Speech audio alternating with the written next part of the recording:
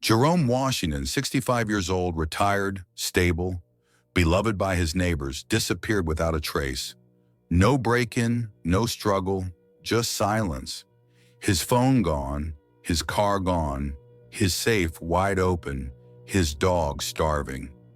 It looked like he walked out the front door and never looked back. But here's the thing, Jerome didn't walk out. Someone erased him, and whoever did it knew exactly what they were doing. Jerome Washington wasn't the kind of man who vanished. He was steady, predictable even. He liked his routines, especially his morning coffee with Miss Dorothy, the neighbor who lived across the street in the quiet Detroit neighborhood. They'd been sharing coffee on Jerome's front porch every morning at 7 a.m. for nearly 8 years. Rain or shine, birthdays, holidays. Even when Jerome had the flu, he still made it to the porch in his robe just to keep up the ritual. But on this particular Wednesday morning, Jerome was nowhere to be found. At first, Miss Dorothy thought maybe he'd had a bad night. Maybe he overslept, or his blood pressure was acting up again. But by 8 a.m., her worry started to settle in. By 9 a.m., it turned to dread. She crossed the street and knocked. No answer. She called his phone, straight to voicemail. She peered through the windows, blinds closed tight. Everything inside looked normal, but the silence was deafening. That's when she called 911. 2 patrol officers arrived just before noon. From the outside, everything about Jerome's house looked completely untouched. No broken windows, no kicked-in door. The lawn was manicured, the walkway was swept clean. Just another quiet home on a quiet street. But inside, the officers could feel it immediately. The front door was locked from the inside, but the officers gained entry using the key Miss Dorothy had for emergencies. Once inside, they found no signs of a break-in, but there were little details that made the hair on the back of their necks stand up. Jerome's dog, Buster, was curled up in the hallway, clearly distressed. His food bowl was empty, water bowl bone dry.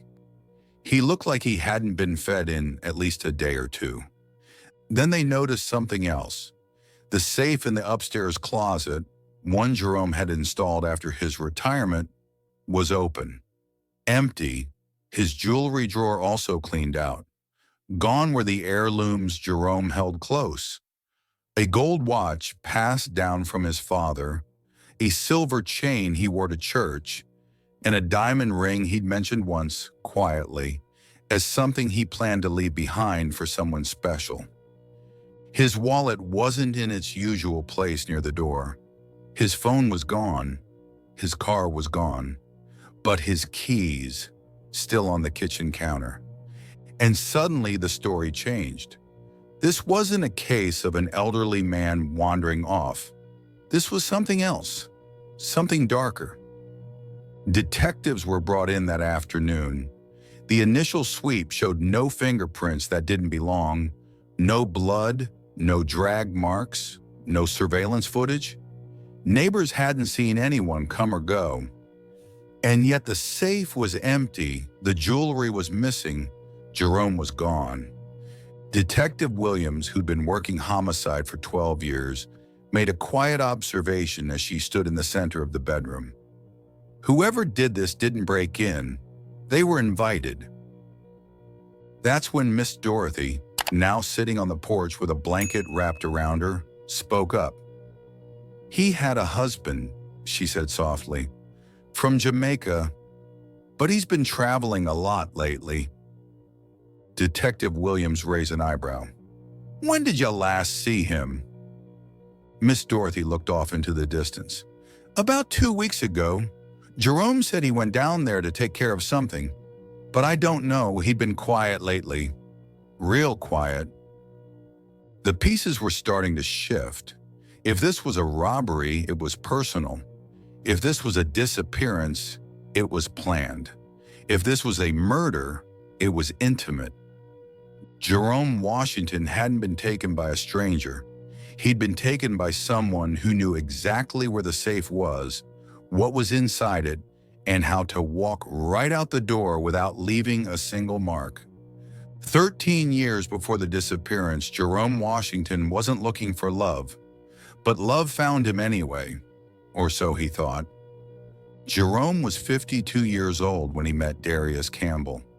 It was a rare vacation, a 5-day getaway to Miami Beach meant to clear his head and shake the weight of another lonely year.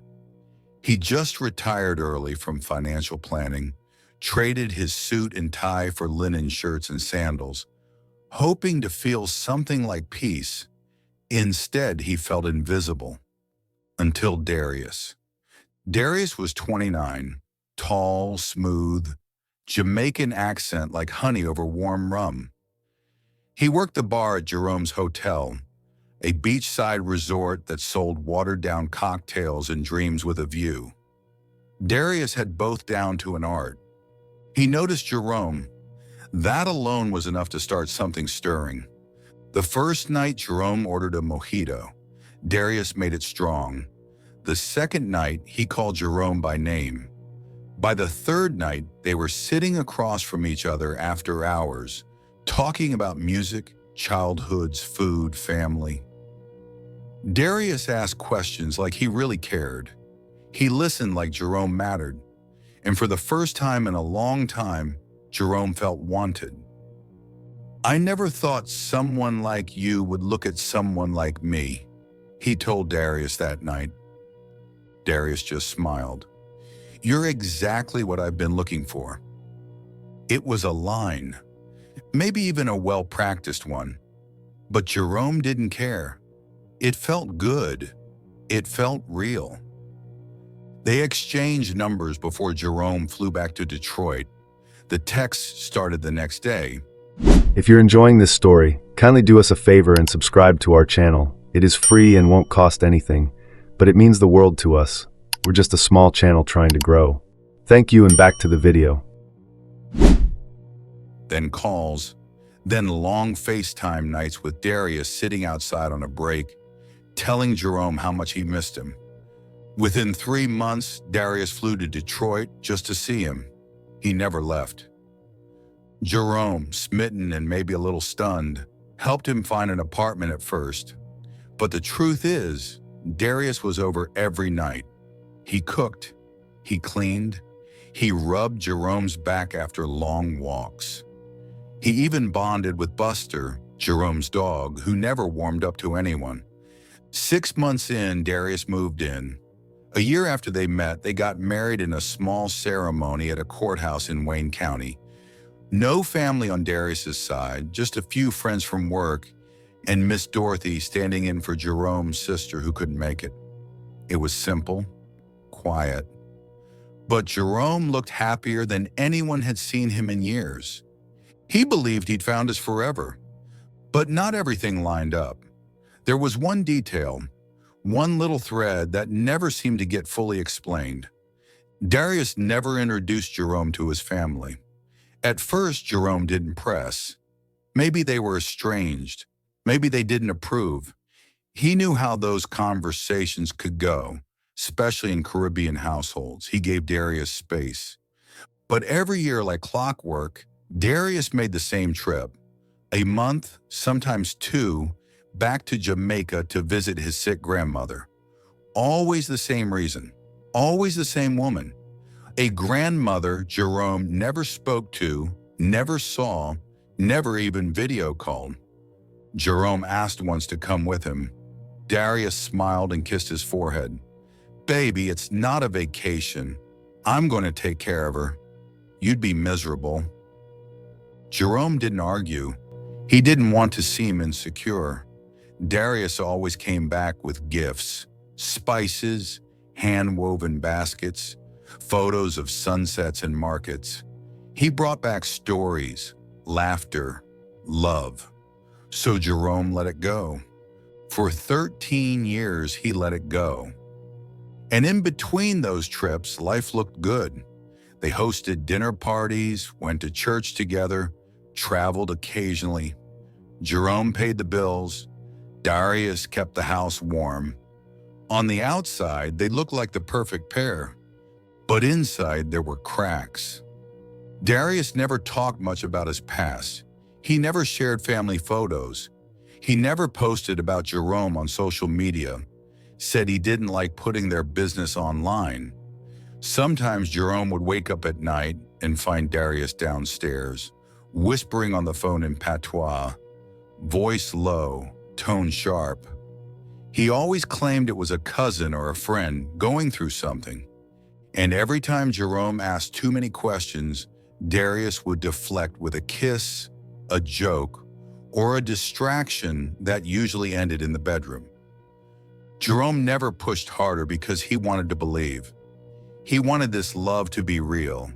And when you've spent most of your life being overlooked, brushed off, or chosen last, someone choosing you, really choosing you, feels like a rescue.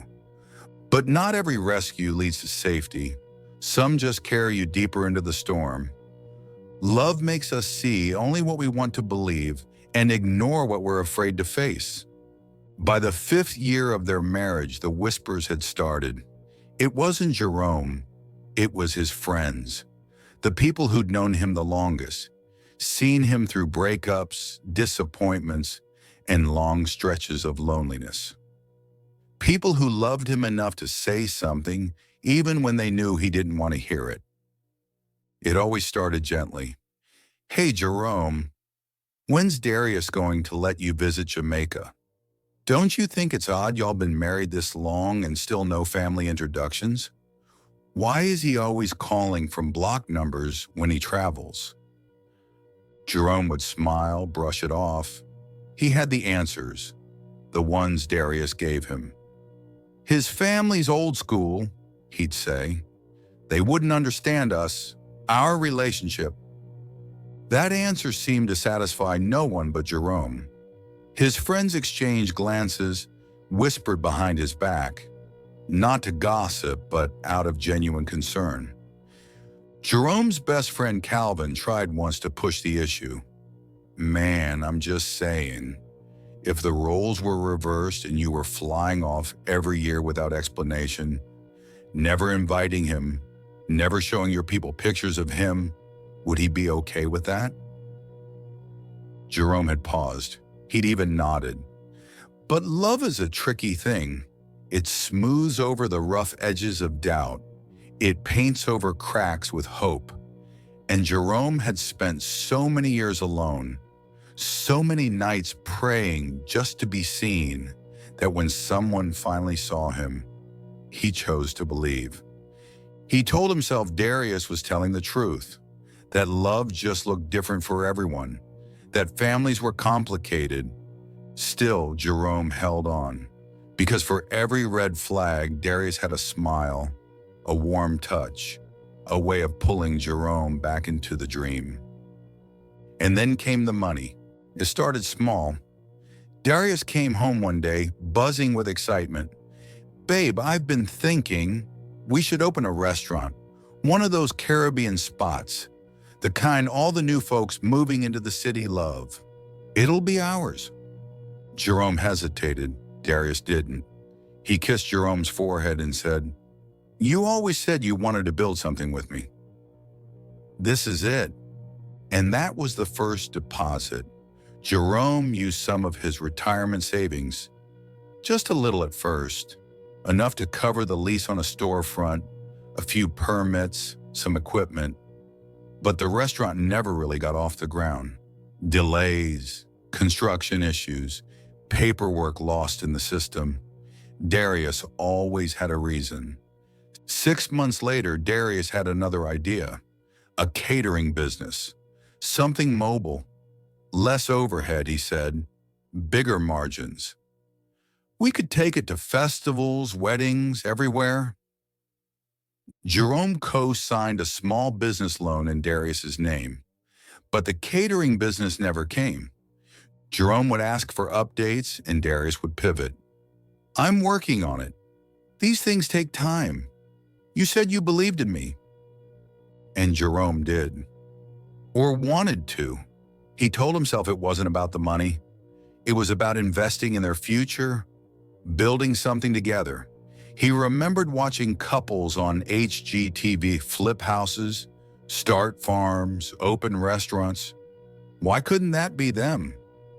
But as the years passed, the money kept trickling out, and the businesses never materialized. Jerome didn't realize how much he'd spent until it was mostly gone. His savings, his emergency fund, even a portion of his pension. When he logged into his retirement account one day and saw the balance, he sat in silence for nearly an hour. It wasn't zero, but it was close enough to hurt. Buster nuzzled his knee, sensing something was off. And still, he didn't confront Darius. Not really, just asked if maybe they should slow down on the investments, maybe focus on saving again, maybe try something small they could manage together. Darius had stared at him, hurt, disappointed, even a little angry. "I thought you believed in me." That one sentence was all it took. Jerome folded. He apologized, told Darius he was just stressed, said it wasn't about trust, it was about timing. And just like that, the conversation was over.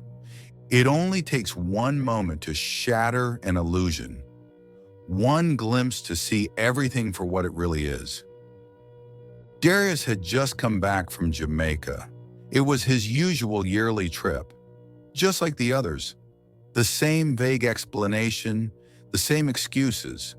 This time it was a funeral, an uncle, or maybe a cousin. Jerome couldn't keep track anymore. He'd stopped asking. But when Darius returned, he wasn't alone. "This is Kesha," he said, rolling in her suitcase. "She's my cousin. First time in the States. She'll be staying with us for a little while." Jerome smiled politely, nodded, extended a hand. Kesha was soft-spoken, maybe 30, neatly dressed, well-mannered, and unusually quiet. She thanked Jerome for his hospitality, her eyes never lingering but seeing everything. From the start, something about her felt off. She watched too closely, listened too intently. She seemed more like an investigator than a guest, and she never called Darius cousin, not once. Jerome noticed but said nothing. He wanted to be gracious, wanted to believe there was still room in his heart for kindness, even after everything Darius had chipped away. The days went on. Kesha settled in quickly, almost too comfortably. She helped cook, cleaned without being asked, stayed out of the way, but always present, hovering just enough to be noticed, never quite blending in. Darius beamed around her like having her there made him proud. He'd laugh more, tell old stories from Jamaica, some Jerome had never heard before, stories that conveniently left out any mention of Jerome or their life together. One night after dinner, Jerome was in the kitchen washing dishes when he overheard them talking in the living room in patois. Quick, sharp, low. The tone wasn't affectionate, it was tense, urgent. He couldn't make out the words, but the rhythm said enough. They weren't reminiscing, they were planning.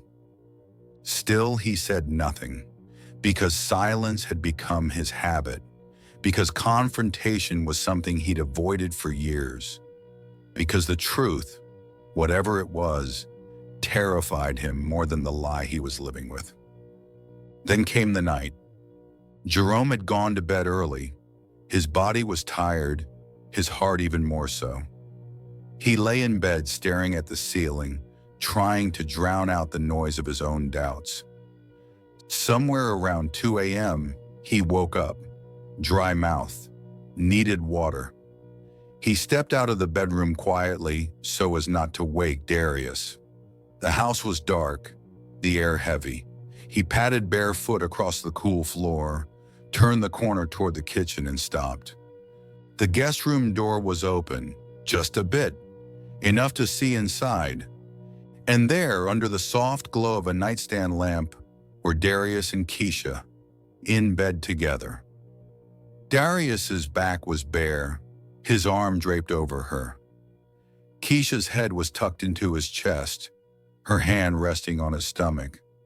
They were asleep, peaceful, close, intimate in a way that no cousin ever should be. Jerome didn't breathe, didn't blink. He stood frozen, gripping the edge of the wall to steady himself. For a moment, the world tilted, not with rage, not even shock, but with clarity. And in that clarity, something inside him broke, quietly like a glass cracking from within. No shatter, no sound, just a deep, irreversible split. He turned, walked to the kitchen, drank his glass of water slowly, deliberately, as if giving himself time to absorb the weight of what he'd just seen. The next morning, Kesha made breakfast like nothing had happened. Darius hummed in the shower. Life went on, at least for them. But for Jerome, the illusion was gone. 13 years of trust cracked wide open. He saw every lie now, stretching back years. The missing money, the secret trips, the late-night calls, the unexplained photos, the empty promises.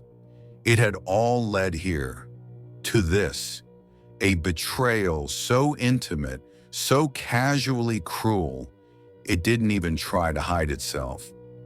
And the worst part? Jerome had known, somewhere deep down, in the parts of himself he'd silenced for years, he knew. He just didn't want it to be true. But now he'd seen it with his own eyes, and there was no unseeing it. He needed answers, not one more lie. So he hired someone, a private investigator, quiet, discreet, cash paid.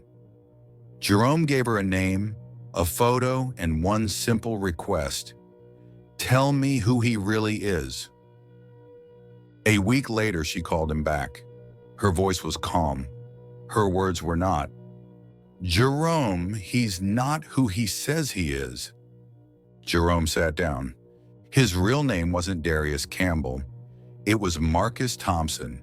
He had a criminal record in Jamaica. Fraud, forgery, and identity theft, all under different aliases. And Kesha? She wasn't his cousin. She was his wife. They had 2 children together, a boy and a girl, living in a small coastal town near Kingston, the same town Marcus visited every year. If you're enjoying this story, kindly do us a favor and subscribe to our channel. It is free and won't cost anything, but it means the world to us. We're just a small channel trying to grow. Thank you, and back to the video. The same one he said was home to a sick grandmother. There was no grandmother. There was only family, photos, marriage certificates, birth records, social media accounts. A whole second life, fully documented. Jerome sat with the folder open on his lap, staring at the truth in black and white. 13 years. 13 years of lies, of smiling in his face, sleeping in his bed, stealing from his bank account while raising a family on another island with a woman he claimed was his cousin. It wasn't just betrayal, it was a scam. Jerome had been targeted. Everything, the charm, the attention, the whirlwind romance, had been part of the setup. Marcus had studied him, won him over, married him under false pretenses, and siphoned his savings for over a decade. This wasn't love. This was theft. Jerome felt sick, used, ashamed. How could he have fallen for it? The pain was heavy, but the anger was sharper. And with the evidence in hand, he could finally see the shape of the truth. But he made one mistake. He confronted him. He couldn't help it. I know everything. Your real name is Marcus Thompson. I know about your criminal record in Jamaica, fraud, forgery, and identity theft. Marcus stood still for a moment, staring at the folder full of proof. His real name, his secret family, every lie laid bare. Then he moved fast. He lunged across the table, snatched Jerome's phone from his hand before he could even unlock it. "What are you doing?" Jerome asked, startled. Marcus didn't answer. He just stepped back and called out, "Kesha!" She was already coming down the hallway, calm and focused, like this moment had been planned. Perhaps she'd overheard the confrontation. In her hand was a gun. Jerome froze. "Sit down," she said. Marcus grabbed a chair and shoved it behind him. Jerome backed into it slowly, eyes locked on the weapon. "Don't make this worse," Marcus muttered. Kesha kept the gun steady while Marcus ripped duct tape from a roll. Within seconds, Jerome's hands were bound, then his ankles, then his chest strapped tight against the chair. They moved like they'd done this before. Jerome's phone buzzed once on the counter, Miss Dorothy's name lighting up the screen. The last chance. Gone. He opened his mouth to yell, but Marcus was already pressing tape across it. Just like that, Jerome Washington, the man who'd spent his life in control, who'd built a future brick by brick, was now tied to a chair in his own kitchen, staring into the faces of two people he thought were family. And he knew, in the pit of his stomach, this night wasn't going to end with mercy. Marcus placed his phone in front of him, unlocked it. "Bank login," he said coldly. Jerome didn't move. Kesha cocked the gun, pressed it lightly against his temple. He logged in. "Transfer it," Marcus said. "Every last cent, everything you've got." Tears streamed down Jerome's face as he clicked through each step. Retirement funds, remaining savings, investment accounts. He even opened a drawer and handed over his checkbook, his passwords, and his last credit cards. They emptied it all, but they weren't finished. "The jewelry," Marcus said. "Where is it?" Jerome pointed with his chin. "Upstairs, back of the closet." Marcus went and came back with a box full of watches, rings, cufflinks, whatever Jerome had left. And then came the final act. Marcus stood over him, looked down at his face for a long moment, maybe thinking about the years they'd shared, the dog, the dinners, the way Jerome used to laugh in his sleep. But there was no hesitation, no mercy. He stepped back. Kesha raised the gun. Jerome's last thought wasn't about the money or the lies or the betrayal. It was about how quiet the house was and how cold the eyes of the man he loved had become. One shot. Jerome Washington was gone. They worked quickly, methodically. Marcus dragged the body into the garage, wrapped it in a tarp, opened the trunk of Jerome's own car, and shoved him inside. Kesha cleaned the floor, wiped the handles, scrubbed the surfaces. No blood, no evidence, no signs of what had happened. By sunrise, the house was empty. The curtains drawn, the bed made, the coffee pot rinsed. Just another quiet morning on another quiet street. Jerome's car rolled away down the block. Marcus and Kesha vanished. No trace, no trail, and for a while, no answers. Jerome's phone shut off. His accounts drained. His safe cleared out. Only Buster remained, curled in the hallway, waiting for the man who never came home. By the next morning, Jerome Washington had been reported missing. Miss Dorothy, worried after he failed to show up for their morning coffee, called the police again. This time, officers took a closer look inside the house. They found signs of a struggle, a chair knocked over, the faint smell of bleach in the air. Buster, Jerome's dog, was still hungry, still waiting. No Jerome. His phone was off. His car was gone, but there was one thing they hadn't wiped clean: the money. Jerome's bank had flagged a series of suspicious transfers overnight. Thousands moved out of retirement accounts. Credit cards maxed out in a matter of hours. Purchases pinged just after 3 a.m. One of the cards had just been used at a hotel near the Detroit airport. Police moved fast. By the time they arrived at the hotel, the front desk was already nervous. One of their guests, a man calling himself Darius Campbell, had checked in with a woman and paid in cash. But security footage told the real story. They weren't just guests. They were running. The footage showed Marcus and Kesha wheeling 2 suitcases into the building just before dawn. One of them kept looking over their shoulder. In the parking lot, officers spotted Jerome's car. When they opened the trunk, the search ended. Jerome was there, wrapped in a tarp, shot once through the chest, duct tape still around his wrists, left behind like garbage. They radioed for backup. Inside, officers began clearing floors, locking exits. The plan was already in place. They weren't going to get out the front door. Not this time. At 2:07 p.m., just as Marcus and Kesha stepped into the airport shuttle out front, a black SUV cut them off. Officers surrounded the vehicle. Marcus bolted. He made it halfway across the sidewalk before he was tackled to the ground. Kesha screamed, cried, collapsed onto the curb, yelling that she didn't know what was happening. But it was over. In Marcus's bag, they found fake passports, return tickets to Kingston, Jamaica, and bundles of cash. In Kesha's purse, Jerome's watch and wedding ring. They had planned their escape down to the hour. They thought they were ahead. But the truth was faster. By nightfall, both were in custody. The trial of Marcus Thompson and Kesha Thompson began 6 months after their arrest. The courtroom was packed on day one, and the evidence? It was airtight. DNA from the duct tape matched both Marcus and Kesha. Surveillance footage placed them in the hotel where Jerome's body was found.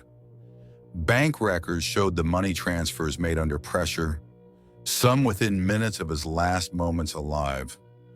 But the prosecution went even deeper.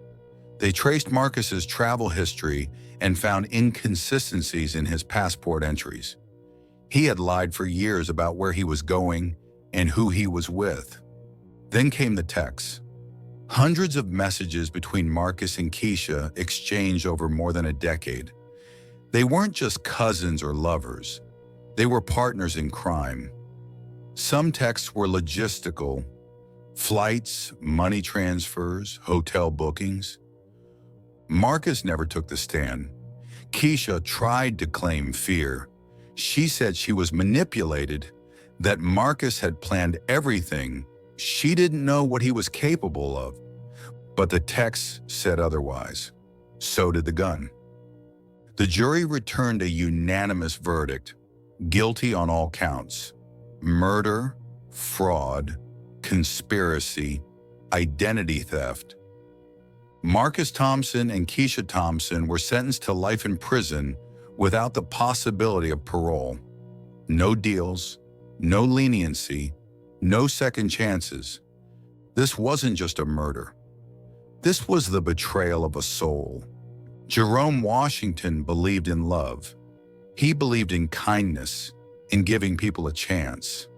After years of feeling unseen, he thought he had found someone who saw him for who he truly was. But what he found wasn't love. It was a performance, a lie so detailed, so intimate, it felt real. It looked like safety. It sounded like forever. Justice was served, but it came too late for a man who only wanted to be loved. If this story moved you, share your thoughts in the comments below. Jerome's voice matters. His life mattered. Let's not let him be forgotten. And for more gripping crime stories that expose deception, betrayal, and the pursuit of justice, hit that like button and subscribe. Because sometimes the people closest to us are the ones we should fear the most.